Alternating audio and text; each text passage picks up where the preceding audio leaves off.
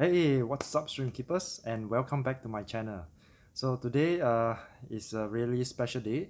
It's actually the last day of 2021, and I wanted to take this opportunity to wish you guys a happy new year in 2022, and may all your dreams come true in 2022. So in today's video, I actually wanted to talk to you guys about setting up how I set up my stream breeding tank. But however, before we go right into it, I wanted to give a special shout out to Nick Taylor. He has just recently, I think, watched my video, and he has mentioned, something like I'm actually, trying to encourage him to get the stream his stream breeding or stream hobby going, and he gets a lot of information on my channel. So thank you for that. So alright, so coming back to the today's topic, I wanted to talk to you guys about how I actually set up my stream breeding tank, and it has evolved along the way, along the many years, and it's fairly straightforward. Basically, what I do is that I just have a tank, soil, and filtration, and some plants. I think that's all about my stream breeding tank. I don't have a very complicated setup. However, I do put a lot of effort up front in terms of the water changer system, because I wanted to reduce the water changing time, so that I can actually focus more on netting out and doing the selection process. So over the last couple of weeks, I actually set up more than 30 tanks, and up to I think 4 racks that I have done it. And of course, there's a lot of more space to actually put more tanks, but however, I wanted to start slow, to expand this hobby in 2022, and focus more on what I really like in terms of the types of streams that I really like. So coming back to the stream my stream breeding tank setup, right? So it's simple. Like I've mentioned, soil, water, filtration, some plants, and that's about it. And yesterday I had a, a new guy that came to my place, and then we were talking about his tank setup. He showed me his tank setup, and his question is fairly common, and his question is around setting up of the breeding tanks, right? So what he's saying, that I have set up all the breeding tanks uh, in the same manner, however the results are different. So this tells us that the theory, or the background information of what I have mentioned in my past video regarding the hard and soft value of breeding tank or water changes or water parameters, um, is really true. Is the reason is because that even if you set up multiple tanks using the same methodology, but the results of the cycle tank after 30-40 days is going to look very different. And one of the reasons is because of the soft value part, which cannot be measured by test kit and all that, but it can be observed from floating plants, from microorganism, from biofilm and all that. So those on the soft value actually makes a big drastic difference between a very well cycled tank and just a normal cycle tank. If it's a normal cycle tank, you go through the entire process, it is probably going to be still not optimum. I would say not optimum.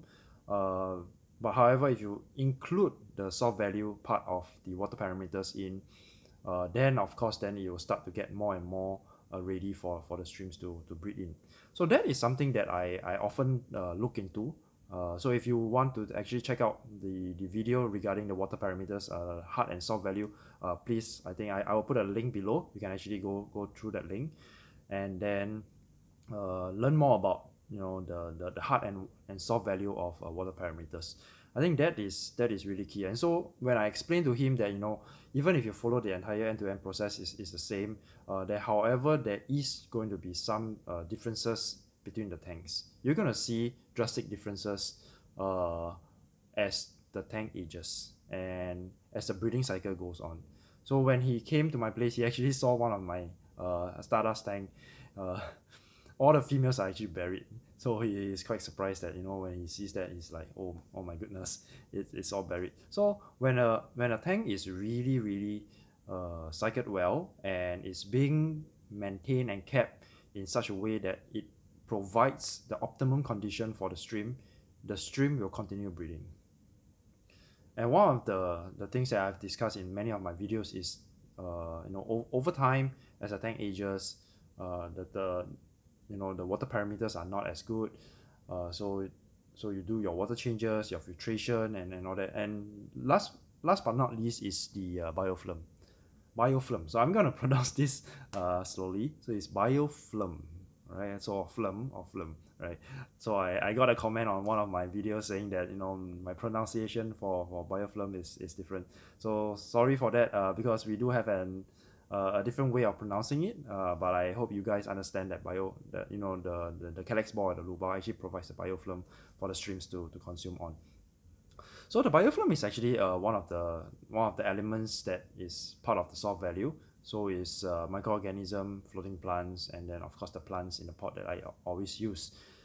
However, the floating plants actually do not stay in the tank forever, right? So at some point of time, usually at point about 4 or 5 months time, I will remove majority and leave maybe one or two leaf on those tanks, and then just to keep the production going, so that I do still have Amazon Frogbits available. If I start a new tank, I still can use them readily. So the reason why I don't use them, all the time is because it shields off most of the light, and then I couldn't really see my stream that well. And one of the another reason is that it actually reduce the filtration rate, because the roots are very, they are entangled together, they are very clustered, and they are very dense, and so the filtration do not work as well. And that's the reason why I try to remove them when it comes to about five months or so, where the tank has already aged and stabilized, and it is almost also time for me to do a reset. So usually I do a reset between 8 months or so. And one of the reasons is because of the thin layer of soil that we use. We often reset more frequently than others. That being said, there is no hard and fast rule on when do you or when should you cycle your tank, or I mean reset your tank. And one of the reasons is because even for setting up tank, right, if you follow the entire process the same all the tanks, but the results may differ from one to the other. And so is resetting tanks. So when I set up my tank and I do a stream breeding tank from scratch, and if after 30-40 days, and if the conditions are not right, the hard and soft values, so even if the hard value is right, if the soft value is not right, and I don't see that kind of that optimum condition, then I will not risk putting the streams in for them to try to breed, right? So I do not want to try them to breed, because I want to make sure that once the tank is ready, which is something that I can control, right? So anything that I can control, I would then make sure that it is perfect before, not say perfect, I would say optimum, before I put the streams in to breed. And for example, if I set it up for 30-40 days and the cycle is done, I have no ammonia readings, I have no nitrites reading, but I do have some nitrate readings, which means that my cycle is complete. However, if there is no microorganisms in there, and I don't see the floating plants growing, if I don't have a good biofilm production, and the plants are the potted plants are not growing, then I would wait for another 5 days or so and see whether does it pick it up. If it doesn't, then I will reset that tank, and then I will restart and redo it again to make sure that when it's cycled again, to make sure that it gets into a optimum condition before I start putting the streams in. So that's I think not so much about the technicalities or the results of the hard values. It's more of a personal methodology whereby I would not hesitate to reset my tank frequently if required. And that's the reason why we do what we do, because we have a thin layer of soil. It's very easy for us to siphon the soil up, and then we just put in new soil, and then restart that cycle. So we call that the soft reset rather than a hard reset, where you drain out everything, you clean out everything, and so on and so forth. So that is something I think we probably do a little bit different in terms of the process, because I do have a process whereby when as long as I see that the tank is not up to the optimum level, then I will reset the tank. So it doesn't matter whether it's 6 months, 8 months, or even a year. Going into the into the stream breeding tanks, then I will just reset the tank if it's required. So that's probably something to think about. And if your tank is very complicated, there's a lot of things that is in the tank. There is a lot of additions into the tank, or you're making the tank very complicated. Then it prohibits, or it makes you reluctant to reset the tank. So the tank has to be very, very inviting for you to actually reset it, because resetting tank is one of the also something that is very time consuming, and is something that people do not like to do it so often. And although some of the thicker soil method of stream tanks, they can actually last a little longer.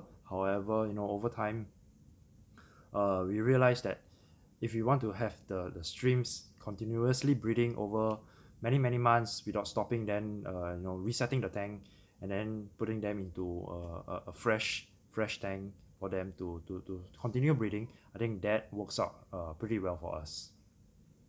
So this is something that I wanted to share with you guys in this episode regarding how I set up my stream tank. There is nothing special about this. It's probably more of a method rather than the technicalities that I've mentioned, on resetting the tank, and also keeping it simple. So simplicity is something that I often encourage a lot of breeders. Do not complicate the tank as much as they should. And one of the reasons is because if you complicate the tank too much, you add too many of these products into the tank. At the end of the day, you do not know what went wrong, right? So what we do is we want to minimize as much as possible on the product side, and that's also the reason why we always focus on only using one product line, and then just one type, and that's about it. So that will help prevent us from the itchy hand syndrome, where you start to put things in, taking things out, put things in and taking things out. I think that's something that we want to reduce as much as we can, and so that we leave the streams alone to breed like what they should do, right? So thanks for the encouragement again, and have been a wonderful 2021. I take this opportunity to thank everybody for the support and encouragement thus far, and continue on to subscribe to my channel. And thank you very much, and hope you guys have a great 2022 ahead. Thank you, and peace out.